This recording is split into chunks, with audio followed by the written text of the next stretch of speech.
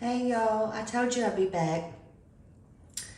Again, it's almost Halloween, so I just wanted to tell you guys about a true story in my town and show you, a bit, which I did on the first video. So I thought it might be interesting to some just to see something different. And you might have also heard about it before, and that's fine. The house is called the Martin House. I think it's about 90 years old. It was back in the 1900s. And last I checked, it was owned by the paper mill. That could have changed recently. I haven't dug that into it lately because the paper mill did go out of business and shut down. I think about June 6th of last year, somewhere in there. That actually left about 450, like I said, to 500 people unemployed. That was their bread and butter for most of this town, but I won't get off onto that point. But that is who last owned the Martin House. And, when they bought it, they closed off the upstairs, so no one could get up there. They left it just like it was. They did not paint it. They did not remodel it. They didn't do anything to it. But they did, however, remodel the downstairs and everything. And they used the downstairs for the company's meetings and get-togethers and, picnics outside and stuff like that. Because the paper mill was right across the street. Now, the tale is that house is haunted. It's very much so haunted. Like I said, they left the upstairs untouched and they did remodel the downstairs. They, in fact, made the whole upstairs inaccessible. If you want to know why they did that, anybody here who is local can tell you the story. Everyone believes it's true. And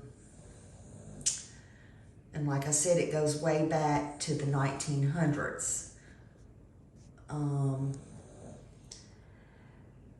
Okay, so their names was the Martins, of course, and that's why everybody here calls it the Martin House. And trust and believe, if you're a local, everyone knows where it is. So the story goes, the Martins employed servants to them, and they would come to work for them every day. And now my understanding is every day is the 7 days a week. Then something happened.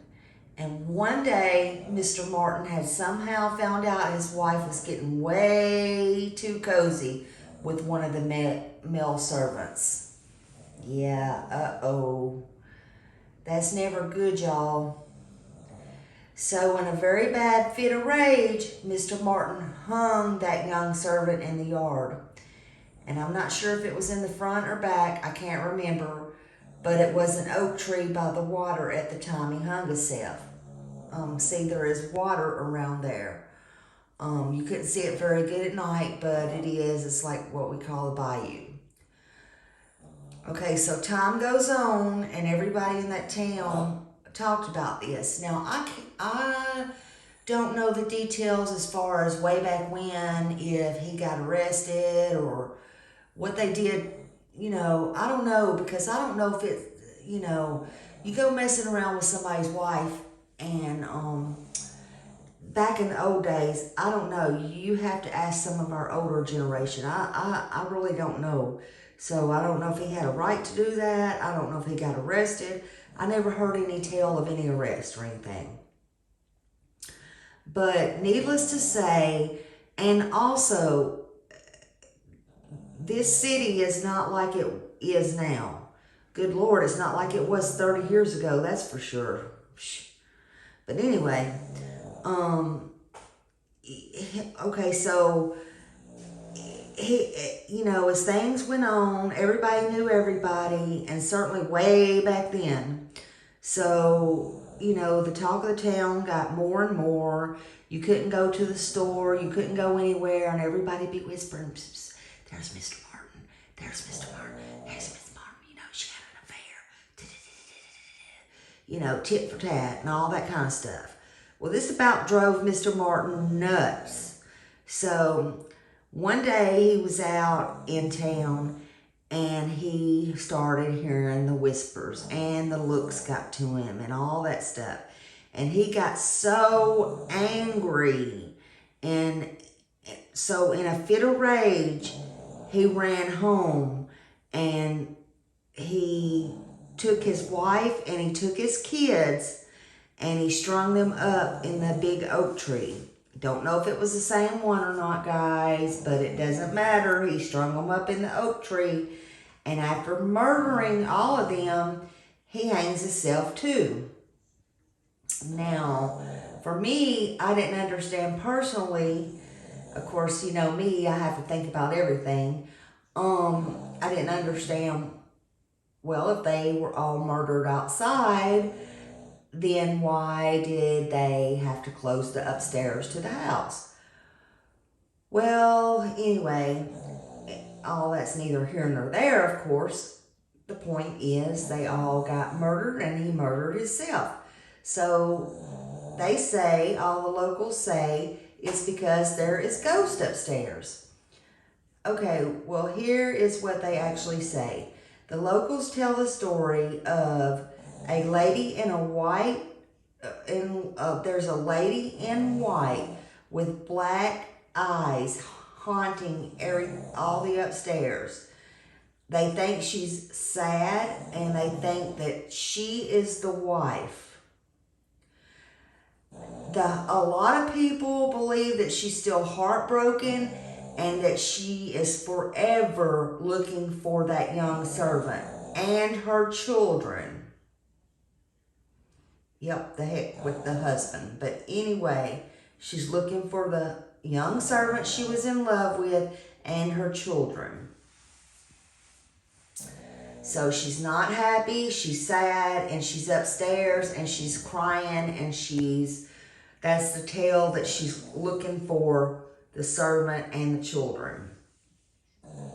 So again, they also think that the history of the Martin house includes some evidence of satanic cult in the early 80s and early 90s using the house. So I don't know about that, but that's what a lot of people believe. Now, I want to tell you, I may know for a fact, like I said earlier, I may know for a fact a person I roll with with some people about 10 years ago who actually climbed that fence, but I won't mention no names. Nope, no way, no how.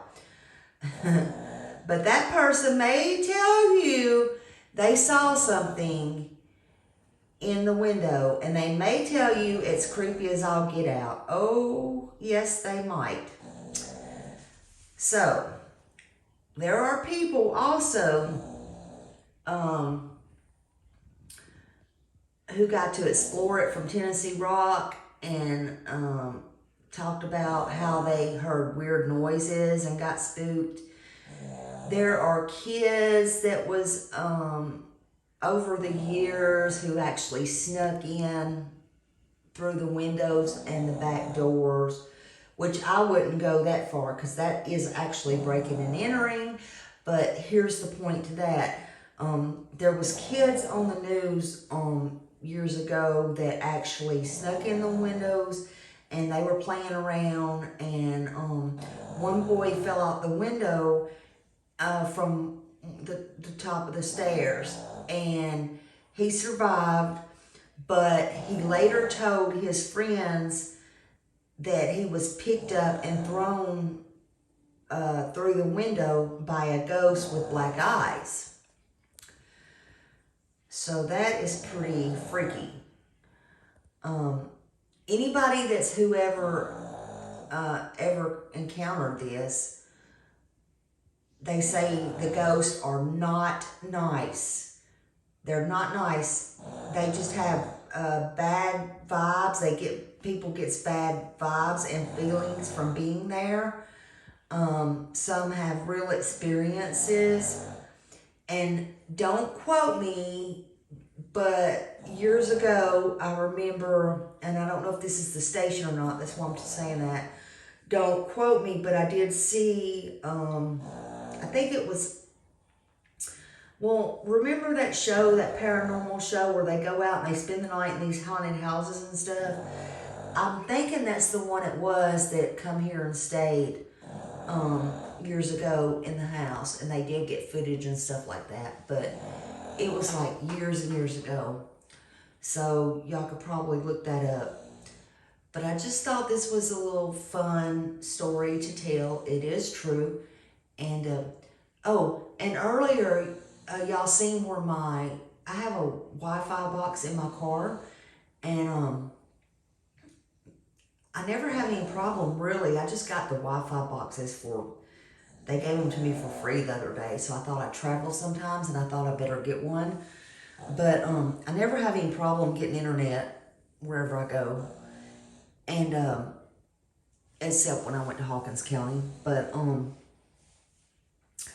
anyway, my point being is I couldn't get Wi-Fi or connection on my laptop, and I didn't really even check my phone. I was just doing a little recording to upload so you could see pictures of the house and stuff.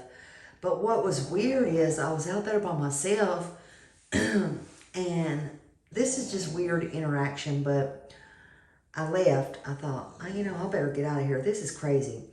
I got down to the end of the road and there was like 2 cops sitting there because there's a bar down the street also. And I'm like, I kind of forgot about that because I don't go to that end. But I'm like, okay, so this is weird. Well, anyway, when I start going to the house, which I always have my GPS to home, and it's just because I travel some, but it was on, and when I got like 4 or 5 blocks from the house, that thing started going off, and I'm like, I wasn't trying to be looking down and all that. I was like, well, okay, whatever. But the weird thing was every block or so I got to, it would say, turn left, turn right, turn left, turn right, turn left, turn right. And I was talking to myself. I was going, what is going on with my phone? What is going on with my GPS? Are you kidding me? And then turn this way and turn that way. I'm like, this is really weird. That house has done haunted my phone. Y'all, I never have a dull moment in my life. I have been haunted by some ghosts. But anyway, I thought y'all would enjoy that little story. And y'all look it up for yourself. It's 119 Bayou Boulevard, Panama City. But there's a lot of stuff on it, and I just thought you would enjoy it. So y'all have a nice night, and I'll talk to you later. Bye.